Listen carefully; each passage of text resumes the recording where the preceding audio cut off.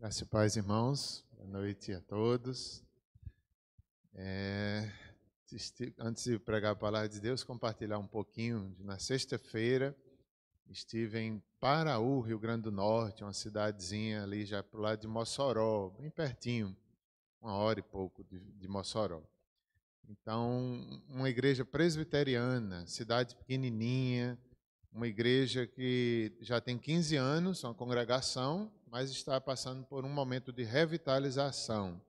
Como foi bom, foi um encontro, um jantar para casais que eles fizeram, convidaram várias pessoas da igreja, das cidades, das vizinhas, várias pessoas de cidades vizinhas também participaram. Foi muito, muito bom, muito renovador. Foi um pastor amigo que estudou comigo no seminário, o pastor Sócrates, eu acho que ele trabalha com missões na primeira igreja presbiteriana de Recife. Ele iria para esse encontro, mas não pôde ir, então perguntou se eu poderia substituí-lo. Eu disse que sim, não só eu, Simone também foi palestrante, né? Eu falei para os homens, Simone falou para as mulheres, todo mundo junto, e assim foi tão bom conhecer irmãos ali e ver a obra de Deus nos sertões, nas cidades pequenas também. Dentre as coisas que aprendemos e voltamos desejando foi, quem sabe um dia a gente fazer um avanço missionário lá. Não sei se Deus vai permitir, mas fiquei desejoso. Quem sabe um dia levar um ônibus daqui, os irmãos, para a gente ali ter uma experiência de evangelização. Mais uma. Mas Deus é que sabe, né? Aqui nós temos também nossas congregações, outras cidades paraibanas. Deus é que vai nos guiar.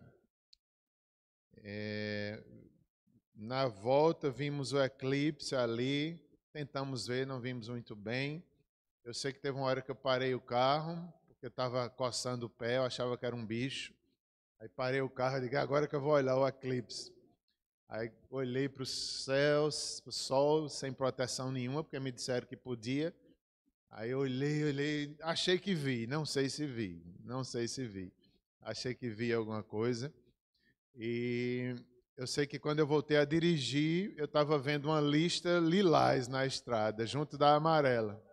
Eu olhava assim, eu nem percebi que era a ilusão de ótica, eu achava que era mesmo, pintado ali a pista na sinalização amarela, aí eu via roxo também junto. Aí quando eu olhava para o céu, eu via no céu azul amarelo. Eu digo, não, isso está errado, meu Deus. Assim, mas cuidado, não olha mais não, senão não pode mais nem dirigir, né? Mas foi melhorando e voltou ao normal a visão. E assim foi nossa experiência aí com o eclipse. Eu acho também que já vi melhor da última vez, que não faz tantos anos. Parece que foi em 96. Eu lembro de ter visto melhor do que dessa vez. E parece que logo, logo tem outro, viu, Neto? Não vai ser 200 anos, eu acho que não. Acho que logo, logo tem outro aí nesses próximos anos. É um evento curioso, interessante, né?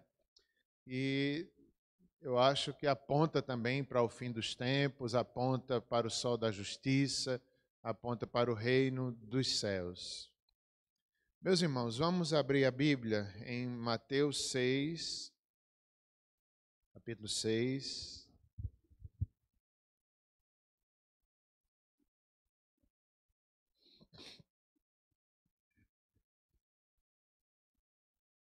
Parte do Sermão do Monte, versos 25 a 34.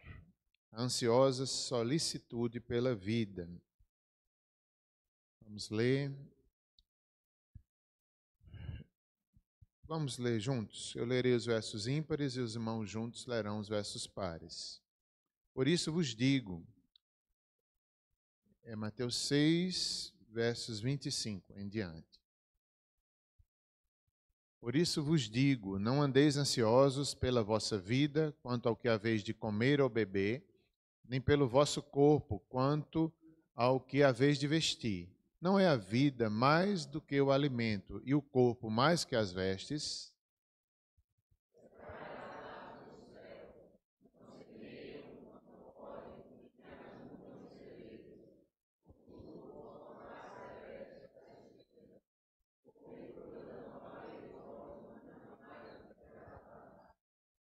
Qual de vós, por ansioso que esteja, pode acrescentar um côvado ao curso de sua vida?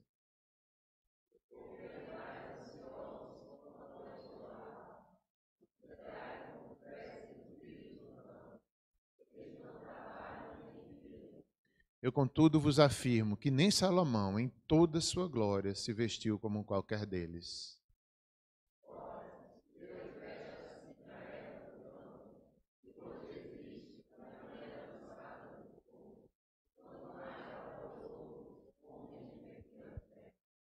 Portanto, não vos inquieteis, dizendo que comeremos, que beberemos, ou com que nos vestiremos.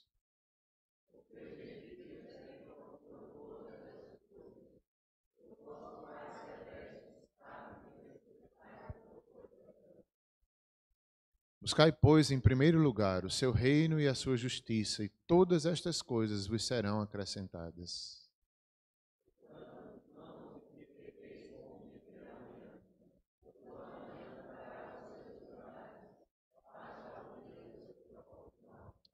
Meus irmãos, esse texto está aqui, um sermão de Jesus, sermão da montanha, dos capítulos 5 e 7 de Mateus. Jesus pregou esse sermão numa montanha simples. Não foi numa das montanhas históricas, onde o povo de Israel ali tinha a história, onde algumas delas Deus tinha falado, se revelado. Não foi no Sinai, por exemplo, mas foi numa montanha simples. Jesus ali encontra, digamos assim, um púlpito, né, natural numa montanha, como alguns comentaristas fazem esse contraste. Jesus não tinha a cadeira de Moisés, como os escribas e fariseus daquela época tinham, e ele achou por bem ali, no monte simples, pregar esse grande sermão. Isso fala muito, né, sobre o nosso Jesus, sobre o que ele estava ensinando, sobre o seu reino. Não era baseado em autoridades humanas.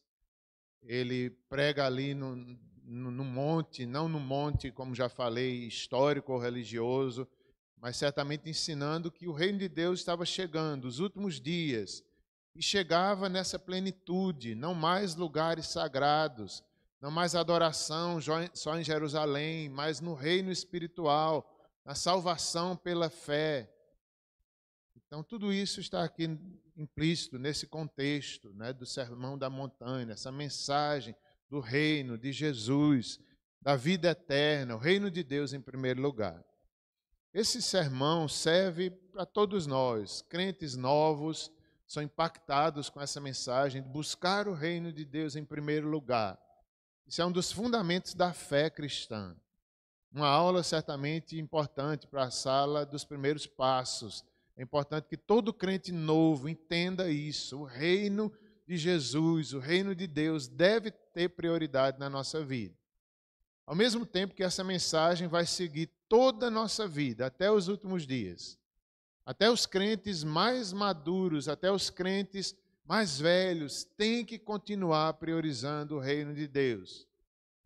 E eu não sei se é mais fácil, mais difícil, melhor dizendo, para os crentes novos renunciar tudo por amor ao reino, ou se é difícil os crentes antigos continuar sendo fiel, buscando o reino até o último dia. Eu sei que é um desafio de fé. E a vida inteira nós somos chamados a esse reino, a não buscar as coisas da terra como prioridade, também buscá-las, mas buscar o reino como prioridade. E isso vai influenciar as nossas decisões, o nosso trabalho, as nossas prioridades, a criação dos nossos filhos. Tudo vai ser afetado por esse reino. Esse sermão, Jesus faz uma grande crítica à ansiedade, ao medo de se preocupar com as coisas materiais e com o futuro. Então, Jesus combate por 3 vezes só nesse texto. Então, era algo que não agradava a Deus. Quando via seus filhos preocupados demais com o futuro, com o que comer, com o que vestir, foi muito combatido, porque trazia ansiedades exageradas, cuidados exagerados. Não quer dizer esse sermão que a gente tenha que ser irresponsável. Se for assim, eu não vou me planejar para o futuro, eu não vou trabalhar porque Deus vai cuidar de mim. Não, não é um chamado à irresponsabilidade. mas é um chamado a fazer tudo isso na dependência de Deus. Fazer sim, trabalhar sim, se preocupar, melhor dizendo, se planejar para o futuro sim, mas na dependência de Deus. Se preciso for renunciar a algumas coisas, renunciamos também. Sempre o reino em primeiro lugar, sempre a eternidade, a volta de Cristo. Não podemos esquecer. A exemplo do próprio Abraão, que foi pregado recentemente. Ele estava em busca de uma terra, a Canaã, mas ele tinha algo superior no coração. Não era só uma terra aqui nessa terra, mas era uma pátria superior. Da mesma forma, esse texto nos chama para algo maior, o reino, a volta de Cristo. Eu não sei vocês, mas de vez em quando eu sou tentado a me preocupar com o futuro. Eu acho que todo mundo. Hoje mesmo eu acordei, sonhei com meus filhos pequenos. E pronto, aí eu já acordei preocupado. Deu uma saudade deles pequenos. Tão lindo só. Aí pronto, já me acordei, aí já bateu aquela preocupação, né? E o futuro deles, e o meu futuro, e se eu morrer? Aí fiquei, pronto, pensando. E se eu morrer? Ai meu Deus, que saudade. Já estou com saudade, se eu morrer. Aí eu digo, meu Deus, que coisa ruim, isso é pecado, isso é pecado. Deus não quer a gente nesse tipo de ansiedade. Isso acontece muito comigo. Agora mesmo, quando eu fui viajar para Paraú, eu penso tanta coisa que pode acontecer. E digo, e se acontecer isso? E se o pneu? E se não sei o quê? E a Serra de Santa Luzia, que eu tenho medo mesmo. Eu fico pensando, ai meu Deus, esse carro é fraco, 1.0, não tem muita força. Como é que eu vou subir a serra com esse carro? E se não der certo, se vier na hora um Scania, eu fico pensando em mim uma coisa, é pecado. Aí eu oro, entrego a Deus e vou, porque senão eu não vou. Isso é pecado. Então esse texto chama a gente a isso, a descansar em Deus, a confiar. Fomos e voltamos em paz, teve momentos difíceis sim, mas Deus dá graça, está dispostos. Deus é que sabe o dia da nossa morte, para que a gente andar ansioso. É Deus que veste, Deus cuida das aves, Deus alimenta as aves, meus irmãos. Como diz os comentaristas, aves de várias espécies, vários tipos de alimentação, e não falta. Nessa viagem eu observei, tinha lugares secos, mas tinha aves, tinha umas, eu acho que era lambu, não me lembro mais o nome delas, que passou correndo assim, ela não sei nem se voa, passou correndo assim, meu Deus, como é que sobrevive uma ave dessa? De onde vem o alimento para ela? Há cobras, há outros répteis que Deus manda alimento para eles no meio do solzão quente. Então isso tudo é Deus dizendo, eu cuido dos animais, eu cuido de vocês. Olhem para as flores. Olhem para as flores, é Deus que dá a beleza, é Deus que nem Salomão se vestiu em toda a sua glória como uma delas. E isso é tão importante, a gente confiar e buscar o reino, não se preocupar demasiadamente com o futuro. Até mesmo a morte, né? Eu fico pensando, né? E quando eu morrer, meus filhos, como já disse, fico triste, eu não queria morrer, eu não queria desfazer minha família, queria que fosse sempre assim, mas não é. A gente tem que confiar na sabedoria divina. Nós morreremos no dia certo, Deus dará consolo, Deus fará todas as coisas. O reino eterno é melhor do que aqui. Como a gente tem temos que confiar no plano de Deus. A morte veio por causa do pecado, é justo. Deus um dia será o último inimigo a ser destruído. Um dia estaremos em plena luz, em plena vida, e a gente não precisa estar ansiosos por essas coisas. Temos que confiar no Senhor. Também coloquei aqui para a gente lembrar, imagine nossa irmã Arielle, né, que a gente tem orado aqui na igreja. Essa é uma das tentações de Arielle. Doente, com câncer, o tratamento não tem feito um bom efeito de cura. E ela sabe, ela estava dizendo recentemente, não está fazendo efeito porque Deus não quer que faça. Se Deus quisesse, o remédio estava funcionando e ela estava sendo curada. ela mesma disse, eu sei que Deus não quer que, pelo menos até o momento, Deus não quis que fizesse efeito de cura.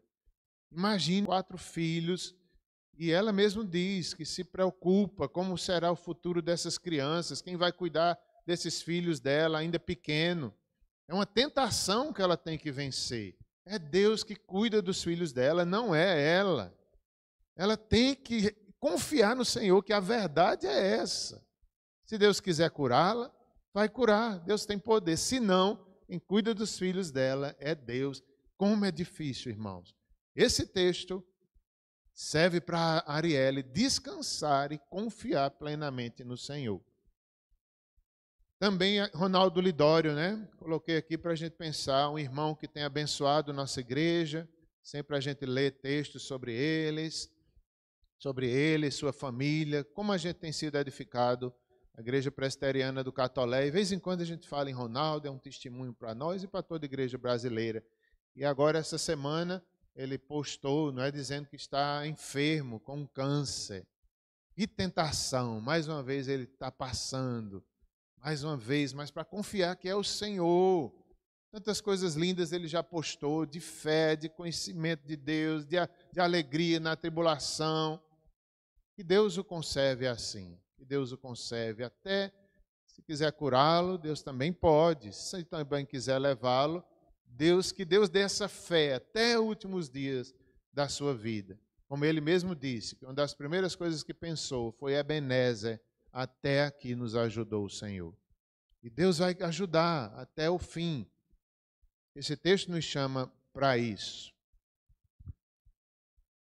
É uma advertência contra o pecado, de cuidados que perturbam, destroem e trazem desconfiança em relação às coisas da vida.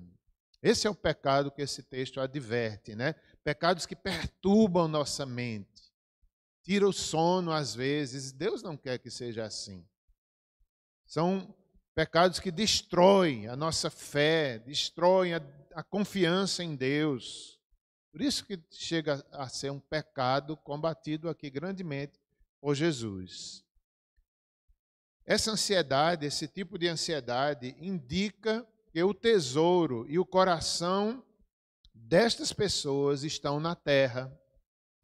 Então, revela que o coração dessas pessoas, e muitas vezes o nosso, está mais nas coisas da terra. Por isso que a gente fica tão ansioso. Nosso coração deve estar mais no reino. Essa advertência, como se Jesus dissesse, presta atenção, o coração de vocês está muito nas coisas da terra, por isso que vocês estão ansiosos demais. É também uma advertência, como já disse 3 vezes aqui repetida, que vivamos sem um cuidado excessivo. Há um cuidado lícito, sim.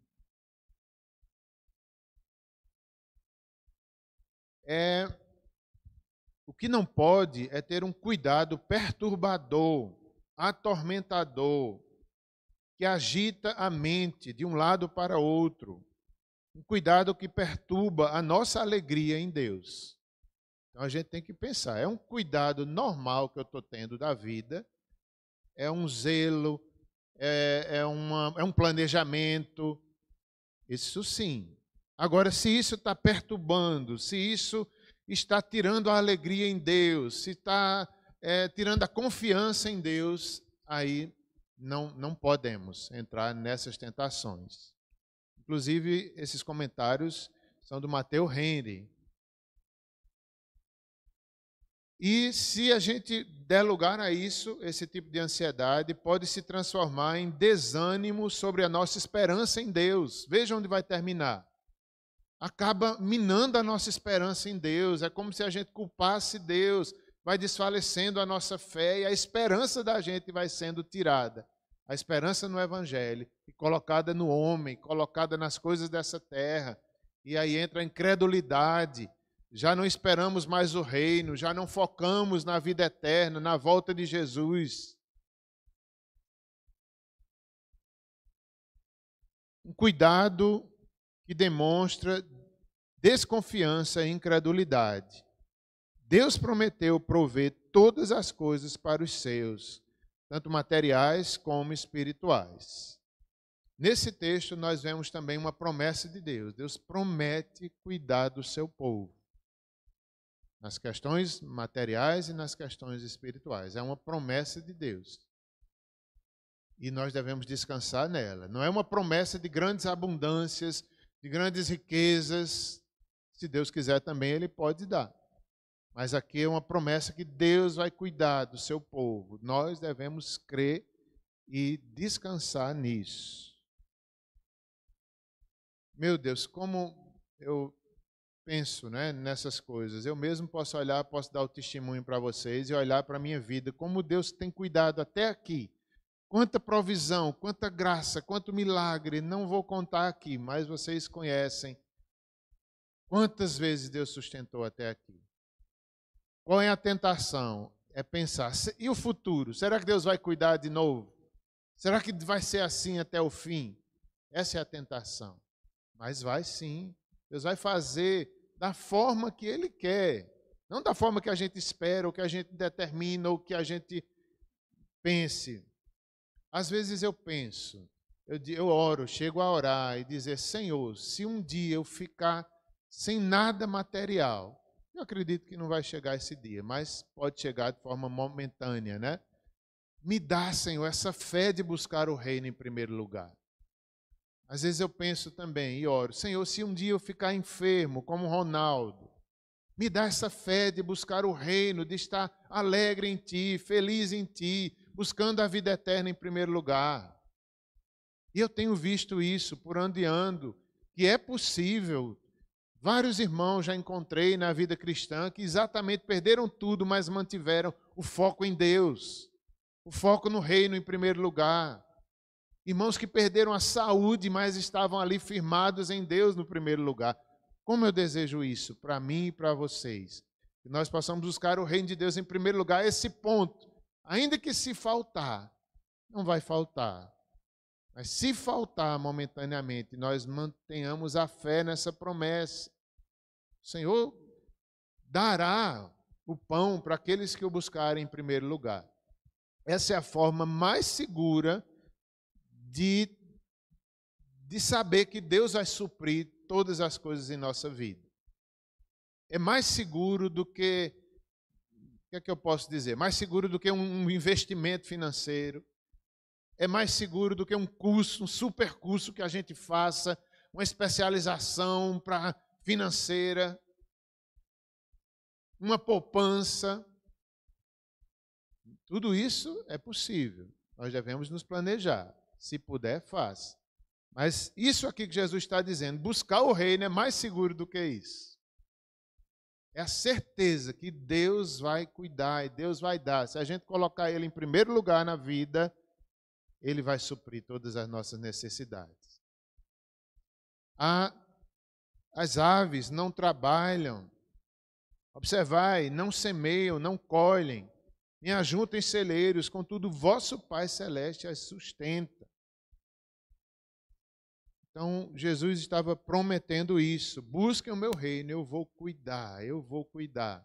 Mais do que o estudo, mais do que isso, mais do que aquilo, mais do que qualquer investimento. Tudo isso a gente pode fazer. Mas, às vezes, vem a traça e corrói. Às vezes, em plano de governo, destrói nossos planos. Como é bom a gente ter essa firmeza em Deus. Aconteça o que acontecer. Eu quero buscar o reino de Deus em primeiro lugar. Que seja assim em nossas vidas. Também há um texto em Apocalipse 2:9 que mostra que Jesus observa cada um de nós. Ele sabe a vida e a necessidade de cada um. A igreja de Esmirna, ele disse, eu conheço a tua tribulação, a tua pobreza, mas és rico. Olha o que Jesus disse para a igreja de Esmirna. Eu conheço a tua pobreza. Jesus conhece a nossa vida, nossa feira, nossa casa. Ele conhece. Então Jesus sabe, Ele administra, Ele está trabalhando tudo para o bem daqueles que amam a Deus. Ele disse que a igreja de Esmirna, né, era uma igreja pobre, mas era rica espiritualmente. Jesus disse isso daquela igreja. cuidado desordenado pelo futuro, é dúvida das promessas de Deus, dúvida na soberania de Deus, na bondade e na providência do Senhor. Vamos falar mais algumas coisas aqui, 3 questões que eu ainda quero falar, baseadas a partir desse texto e em outros textos na Bíblia. Só antes aqui lembrando, há um texto na Bíblia que diz que aquele que deixa pai, mãe, irmãos e amigos por causa do reino receberá 100 vezes mais ainda nessa vida. É interessante como Deus prometeu isso, aos seus discípulos, 100 vezes mais. Às vezes Deus faz isso, Quantos missionários às vezes deixam tudo, deixa pai, deixa mãe, deixa emprego e Deus dá o sustento. Eu posso dizer que isso tem acontecido na nossa vida também. Um dia deixei tudo, fiz tudo, confiei totalmente no Senhor. Deus tem dado 100 vezes mais a mim. Posso dar esse testemunho a vocês, 100 vezes mais, porque tudo que um dia eu abri mão por Ele, esse versículo tem se cumprido na minha vida. Graças a Deus. E se um dia faltar, continuar buscando o reino de Deus em primeiro lugar. Bem, diante disso, vamos ver um pouco mais sobre essa questão, sobre a escatologia. Esse texto também é um texto escatológico, nos fala do reino, nos fala do céu, que deve ser nossa prioridade. Então, eu quero lembrar um pouco com os irmãos dessa questão da doutrina da nossa igreja, que é uma doutrina amilenista em sua maioria. Não é obrigado todo presbiteriano ser amilenista, nem mesmo os pastores. Há pastores que não são amilenistas, mas são presbiterianos. Não é obrigado. Até porque há muita divergência nessas questões de quando Jesus vai voltar, se é antes do milênio, se é depois do milênio, se ele volta, se é o arrebatamento primeiro, se vamos passar um tempo aqui na terra, a igreja virá depois de 7 anos. Há muita divergência teológica nisso. Então, é respeitado. O pastor presbiteriano não é obrigado a ser amilenista, mas eu procuro ser, eu tento ser.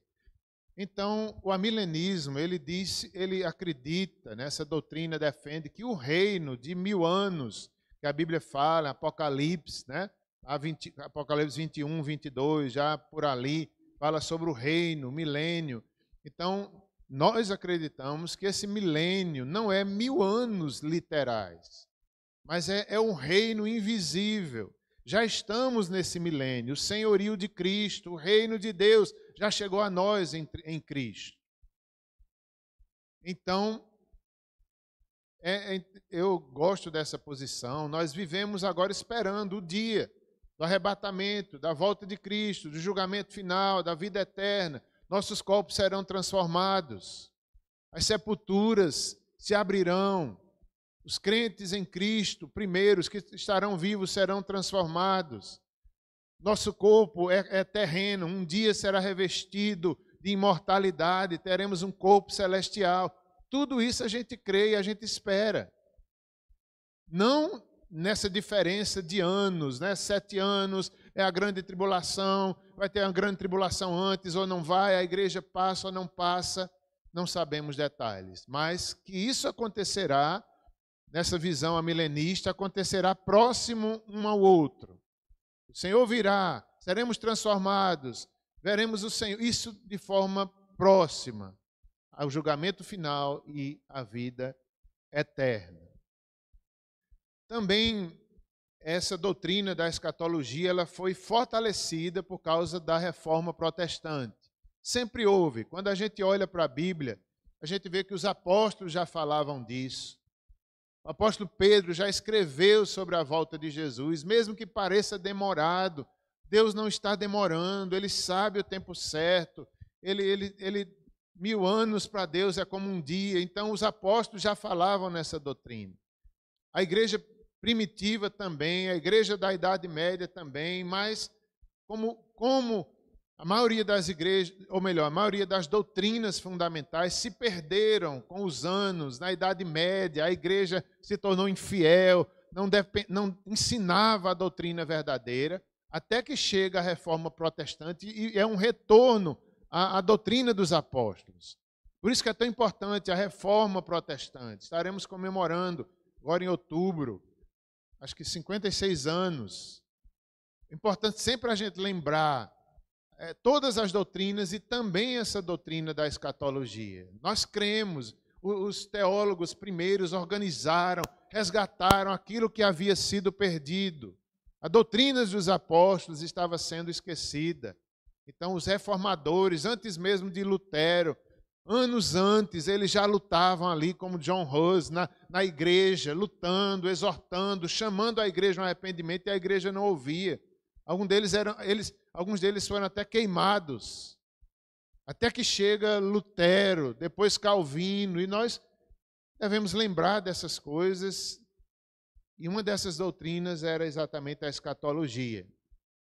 Os 5 pontos calvinistas, por exemplo, Tulipe, primeiramente, a depravação total. Todos nós, sem Cristo, estávamos perdidos, toda a raça humana. As pessoas, na Idade Média, focavam nas obras, na penitência, focavam ali no homem, o homem pagar pela salvação. Então foi necessário dizer que não, o homem é pecador, só o arrependimento, só a fé. Nós estamos todos perdidos, não são as boas obras, não são as penitências, nós não podemos pagar pelo céu. Foi necessário esse resgate. Segundo, a eleição incondicional significa que é uma decisão divina. Foi Deus que resolveu salvar o povo perdido. O homem não pode fazer nada para se salvar. Por mais que o homem tente se salvar, busque a salvação, ele não pode. É uma eleição divina, é uma escolha divina, incondicional. Terceiro lugar, expiação limitada. Cristo morreu pelos salvos, morreu pelos eleitos. Os eleitos serão salvos. A morte de Cristo foi eficaz. Quarto, a graça irresistível. Aquele que o Senhor chamar, ouvirá a voz do Senhor.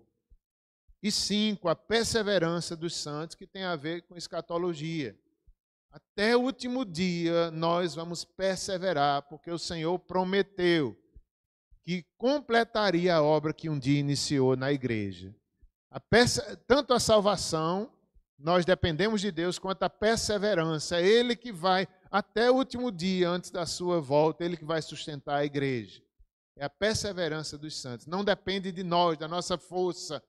Não, é Deus, pelo Espírito, nos santificando, pela sua palavra, por meio da igreja, por meio dos ministérios. Ele vai sustentando a igreja até o final. A perseverança dos santos. Quando o Senhor voltar, a igreja ainda estará presente ali, o Senhor nos sustentará até o final. Os eleitos perseverarão, pois o Senhor prometeu e completar a obra iniciada.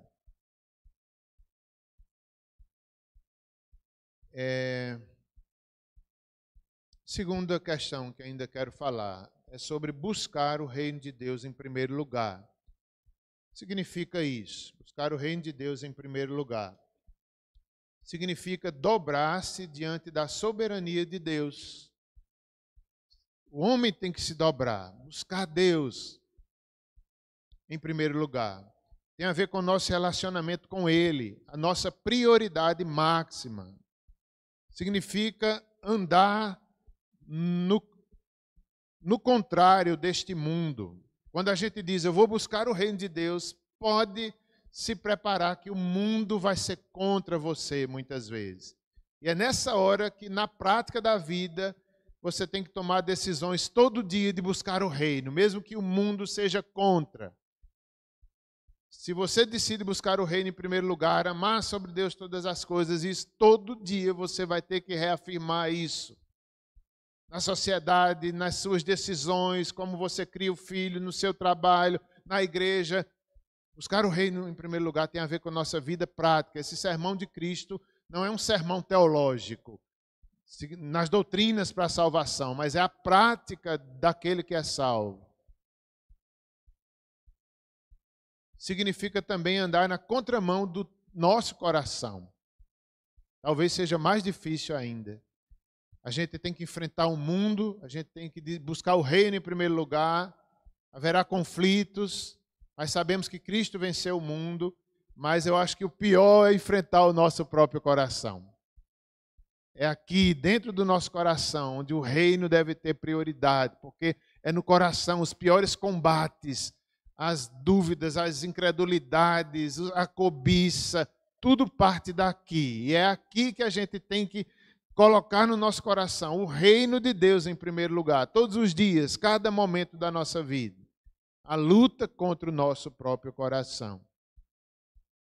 Significa também buscar o reino em primeiro lugar, a nossa comunhão com Deus. Buscar, desejar, considerar o céu como nosso objetivo e a santidade como nosso caminho. Será que eu tenho como alvo o reino dos céus? O maior alvo da nossa vida, será que é esse?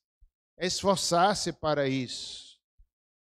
Interessante que essa palavra buscar está presente desde o Antigo Testamento. A busca do povo de Deus, por Deus. Será que nós temos essa busca? É o maior desejo da nossa alma, é o reino dos céus? Será que o objetivo maior da nossa vida é esse? É ver o reino dos céus, é chegar nos céus, como diz a Bíblia. Imagine quando nós chegarmos no céu, será que a gente deseja isso? Onde nunca mais, ou melhor, onde seremos santificados de forma plena, onde nunca mais seremos tentados, estaremos seguros, nunca mais estaremos longe do Senhor. Vamos desfrutar da sua presença em plenitude. Será que a gente acredita nisso mesmo? Será que nós desejamos esse grande dia?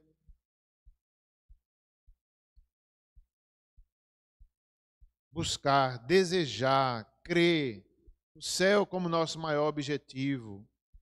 Isso não significa que porque buscamos o céu em primeiro lugar, nós vamos esquecer da terra. Não. Os que buscam os céus, já dizem aí alguns cristãos mais experientes, que aqueles que buscam mais os céus são os que mais fazem pela terra, da forma correta, forma santa, evangelizando, trabalhando pela terra, buscando o reino em primeiro lugar. Os que buscam o céu de verdade são os que mais fazem pela terra de forma correta e santa. Ter como alvo o reino dos céus, esforçar-se para isso, devemos seguir a paz e a santificação. Terceiro lugar, nosso futuro é glorioso. O final do texto vai nos chamar a atenção para isso. Verso 34. Portanto, não vos inquieteis com o dia de amanhã, pois o amanhã trará os seus cuidados. Basta ao dia o seu próprio mal. Às vezes isso perturba, né? O futuro. Não vos preocupeis com o dia de amanhã.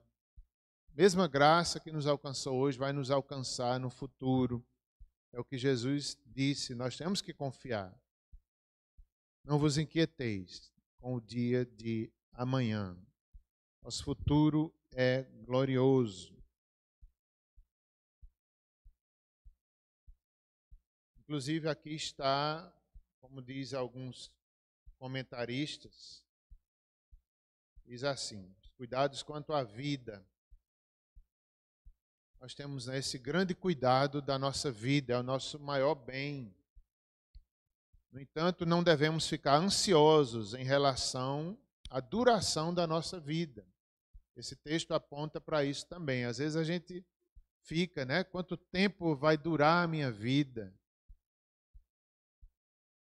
É interessante, né? Eu lembrei agora de, será que a gente deseja o céu mesmo? Só voltando um pouquinho, eu me lembrei desse exemplo e quero dar para vocês. Lá em Paraú, uma das pessoas que nós conhecemos foi uma garotinha, crente, com uns 12 para 13 anos. Ela é enferma, mas ama a Deus, frequenta a igreja. E eu fiquei pensando nisso. Meu Deus, como essa garota será no céu, perfeita, sem aquela enfermidade que a atormenta. Ela tem que tomar remédios, ela tem ansiedades, ela tem preocupações, às vezes chora. Ela é doente, mas é crente. E eu fiquei pensando nela. Eu digo, meu Deus, imagina um dia encontrar essa irmã, nossa irmã, no céu, perfeita, sem esse problema, em plena santidade, em plena confiança em Deus. Essa é um dos aspectos da promessa de Deus. Lá nós seremos assim, todos nós, restaurados, fortalecidos, santificados. E isso é verdade. Nós temos que desejar que chegue, que o Senhor volte, onde nós teremos a plenitude da promessa de Deus. Será, imagine reencontrar nossos irmãos, voltando à questão dos cuidados da vida. Não devemos ficar ansiosos em relação à duração da nossa vida.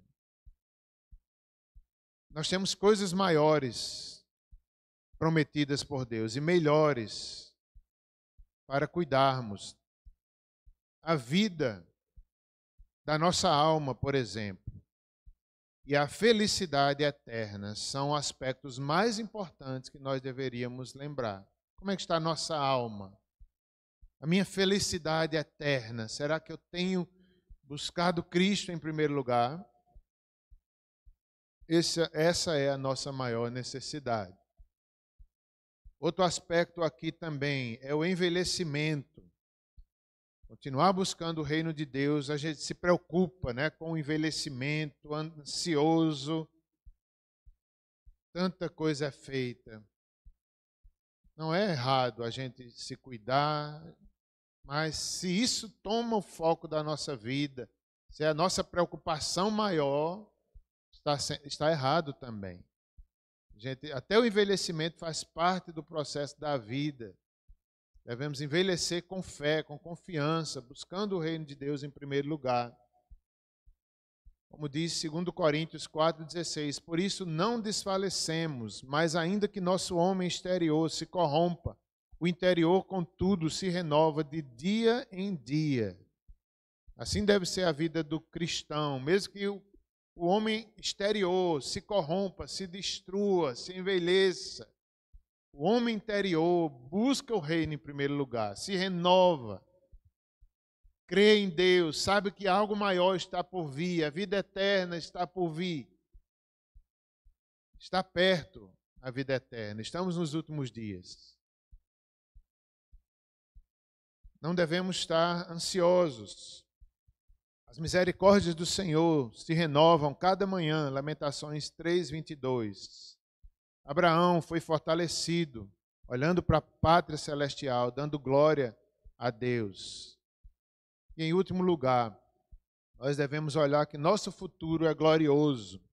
Romanos 8:18-25, diz que um dia todo o nosso sofrimento será pequeno por causa da glória de Deus.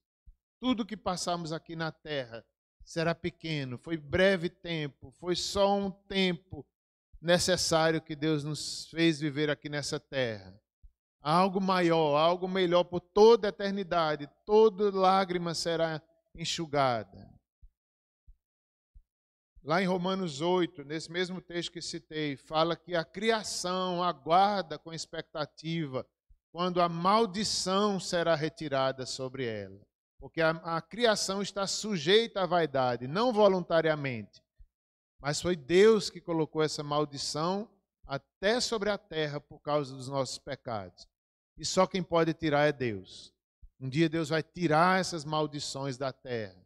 Haverá novo céu e nova terra. Até a criação geme, nós também gememos, esperando esse dia, essa plena luz, essa plena salvação. Será que a gente não está amando demais as coisas dessa terra?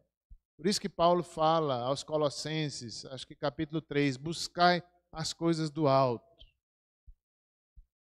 Então, meus irmãos, é isso. Deus tem essas promessas para nós. O se buscarmos o seu reino em primeiro lugar. Nós vamos orar daqui a pouquinho. Eu queria só pedir os irmãos da mídia ali que colocassem aquela música que o Doce Voz canta, Aguardo um Dia Encontrar o Senhor. Se tiver aí o slide, a gente vai cantar depois da oração. Vamos fazer uma oração? Podemos ficar de pé, meus irmãos, para orarmos uns pelos outros, orar por nós mesmos. Se você quiser, ore com a pessoa que está do lado, dê a mão se quiser, ore por você mesmo. Tudo isso que Jesus pregou, né, nós possamos lembrar nessa noite, todas essas verdades, essa advertência do Senhor. Ore ao Senhor nesse momento, pedindo que o Senhor renove a esperança do céu. Renova, Senhor, em nós, que nós possamos ter essa plena esperança, essa plena fé, que as promessas do Senhor se cumprirão, algo maior nos aguarda na eternidade. Todo o sofrimento será pequeno, ó Deus. Dá-nos perseverança. Sabemos que o Senhor que nos faz perseverar até o fim. Nós oramos por perseverança, Senhor, para cada irmão que está aqui, cada irmão da igreja, possamos perseverar na cruz, perseverar na fé, perseverar confiando nas promessas de Deus, como Abraão fez, como Paulo fez. Tantos cristãos perseveraram, nós queremos também perseverar até o fim. Senhor, se não temos buscado o Teu reino em primeiro lugar, também que essa advertência seja para nós. Se temos andado ansiosos, ó Pai, eu creio que todos nós, de uma forma ou de outra, ficamos ansiosos com o trabalho, com a família, com o futuro, como será nosso futuro. Senhor, nos perdoa. Nós não queremos andar ansiosos porque não te agrada, isso demonstra incredulidade, isso demonstra falta de conhecimento do caráter de Deus. Nós queremos te conhecer mais, para confiar mais, para viver mais plenamente o teu reino, Senhor. Perdoa cada um de nós, ó Deus. Abençoa nosso irmão que está do nosso lado, que ele supra as necessidades, o pão de cada dia. Se há alguém entre nós com falta de pão, Senhor, abençoa, dá-nos o pão de cada dia. Pedimos que o Senhor nos ajude a ajudar nossos irmãos que estão talvez desempregados, preocupados, ansiosos. Cuida deles, Senhor, dá um trabalho, que eles possam receber de Ti a orientação, Senhor, para cuidar de suas vidas e cuidar de suas famílias na Tua dependência, ó Deus. Abençoa, meu Deus.